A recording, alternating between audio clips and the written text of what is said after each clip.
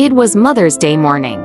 The sun streamed through the living room windows as I arrived at my daughter Danielle's house. I was wearing my favorite green dress, the one that always made me feel elegant. In my hands were fresh flowers and sweet treats for my grandkids. "Grandma Grace!" the little one shouted, running toward me.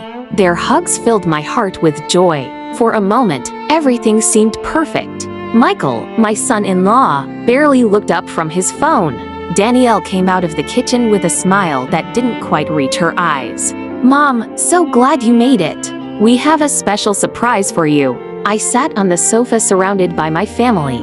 The grandkids settled at my feet, full of anticipation. Danielle pulled a pink card from her purse and handed it to me. "It's from all of us, Mom." I smiled and began to read it out loud. "Roses are red, violets are blue. You're a heavy burden. No one wants you here." Everyone laughed. "My name is Grace. I'm 74 years old, and that was the worst humiliation of my life." I smiled weakly, pretending it was fine, but inside, something shattered. I had raised Danielle alone, worked 3 jobs to give her a better life. And now, on Mother's Day, I was the joke. I folded the card and placed it gently on the table.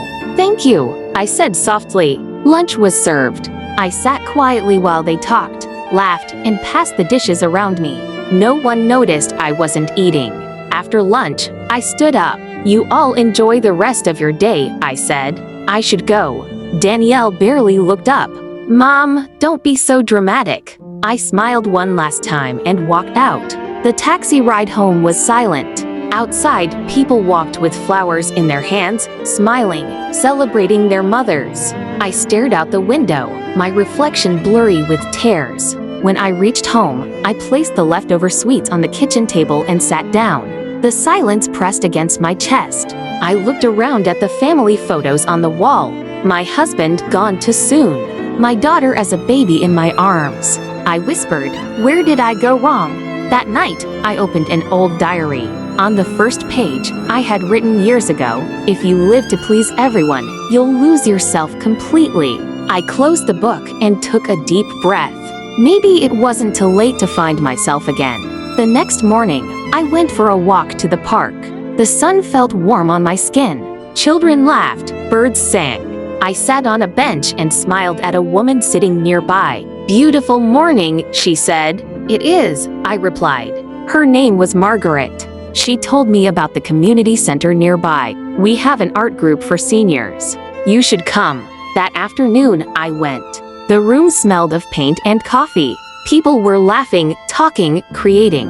For the first time in years, I felt like I belonged. I picked up a brush and started painting again. At first, my hands trembled, but as colors filled the canvas, something inside me awakened. I painted sunsets, flowers, memories of my past. Each stroke felt like healing. Weeks turned into months. I joined yoga, storytelling nights, and charity events. People began calling me Grace with a kind smile. I made friends. I started sharing my art online. To my surprise, people loved it. My small page grew. Comments poured in. "You inspire me. You remind me of my mom. Thank you for sharing your light." One evening, Danielle saw my profile. Photo after photo, me smiling, surrounded by friends, holding my paintings. She scrolled in silence, her eyes filling with tears. She remembered that day. The cruel joke, the laughter, my quiet smile hiding pain. Guilt consumed her. She picked up her phone but couldn't find the words. Days later, there was a knock on my door. I opened it to see her standing there. Her eyes were red. She whispered, "Mom, I'm sorry." I looked at her for a long moment. Then I smiled softly. "I forgive you, Danielle, but I've learned something. Love isn't about approval. It's about respect." She broke down, crying. I held her just like I did when she was a child. We both wept, years of pain melting away. That evening, we had tea together. We talked, really talked, for the first time in years. About life, mistakes, forgiveness, and love. As the sun set, Danielle said, "You've changed, Mom. You seem free." I smiled. Maybe I finally found myself. Months later, Danielle and the kids visited often. They helped me with my art shows, cheered me on. The same grandkids who once laughed now introduced me proudly as our amazing Grandma Grace. And every Mother's Day since, Danielle brings me flowers not out of guilt, but love. At 74, I learned that life doesn't end when people hurt you. Sometimes it begins right after. You are never too old to start again, never too late to find your worth, never too broken to heal. Respect yourself and the world will follow.